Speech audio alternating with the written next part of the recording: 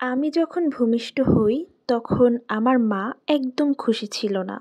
আমার মায়ের খুব ছেলের ইচ্ছা ছিল। তখন আমার বাবা ও চাচা তারা বলেছিল, সন্তান হলেই হলো, সেটা হোক ছেলে বা মেয়ে। তো তারা আমাকে খুব ভালোভাবেই ওয়েলকাম করেছিল। বাবার চাকরি সূত্রে বাড়িতে আমাদের তেমন একটা থাকা হয়নি। বাবার সাথে আমি এবং মা বাড়ি থেকে দূরে থাকতাম। তো বাবাই ছিল আমার সবথেকে কাছের মানুষ। বাবার কাছে আমি সবকিছু বায়না করতাম। বাবার যত কষ্টই হোক না কেন, বাবা আমাকে কোনো দিন কষ্ট বুঝতে দিত না। আমি কোনো কিছু বলার আগেই সেটা আমার বাবা আমার সামনে নিয়ে চলে আসতো। আর বাবার সাথে আমার সম্পর্কটা এতটাই ভালো ছিল যে তখন মায়ের সাথে আমার সম্পর্কটা খুব একটা ভালো ছিলই না, কারণ বাবাই সব কিছু করতো। আর আমিও বাবাকে সব কিছু বলতাম।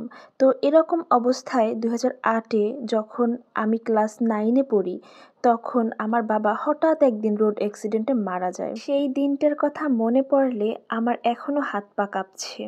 আমার বাবা নেই, এটা আমি এখনও মানতেই পারছি না। যখনই মনে হয় যে আমার বাবা নেই, তখনই আমার সব কিছু অন্ধকার লাগে। যাই হোক, বাবার চাকরি সূত্রে আমরা যে কোয়ার্টারে থাকতাম, বাবার মৃত্যুর পর আমাদের সেই কোয়ার্টারও ছেড়ে দিতে হয় এবং তারপর আমরা চলে আসি আমার দাদা বাড়ি। কারণ তখন আমি এবং মা আমরা দুজনই দিশেহারা হয়ে যাই। আমরা কোথায় যাব, কি করব কিছুই ভেবে পাচ্ছিলাম না এবং তখন আমরা ভেবেছিলাম আমাদের এই বিপদের দিনে হয়তো দাদু বাড়িতে আসলে আমাদের সবথেকে বেশি ভালো হবে। তারাই আমাদের এখন সবথেকে বড় গার্জিয়ান। তো যেই ভাবনা সেই কাজ, আমরা দাদুর বাড়িতে চলে আসি। কিন্তু আমাদের এই যে হঠাৎ করে চলে আসাটা, এটা আমার দাদু বাড়ির কোনো রিলেটিভরাই ঠিকমতো মেনে নিতে পারেনি।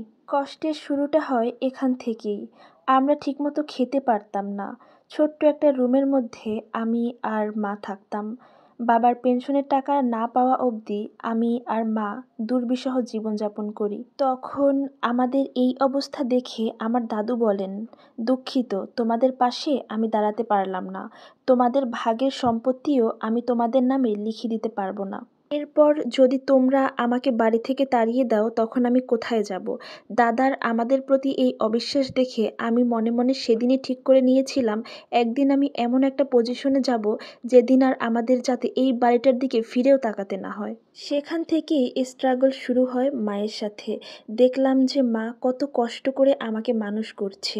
মায়ের এত কষ্ট দেখে মায়ের সাথে আমার সম্পর্কটা ভালো হতে শুরু করলো। আমার মা একটা চাকরি পেল, তারপর আমিও গ্র্যাজুয়েশন কমপ্লিট করে একটা জব পেয়েছি। এরপর আমাদের কষ্ট কিছুটা কমতে থাকলো। বেশ কিছু মাস পর আমার বাবার জমানো টাকা, মায়ের চাকরির টাকা, আমার চাকরির টাকা সব কিছু মিলিয়ে আমরা ছোট্ট একটা ফ্ল্যাট কিনেছি এবং সেখানেই আমরা খুব সুখী আছি। এখন আমার মা গর্ব করে বলে, ছেলের দরকার নেই, আমার মেয়ের মতো যদি মেয়ে থাকে, এবং সেটা আমার মা সবাইকে বলেও বেড়ায়। আর এটাই আমার সবথেকে বেশি সুখের। এখন আমাদের সমাজে দেখা যায় ছেলেদের থেকে কিন্তু মেয়েরা কোনো অংশেই কম নয়।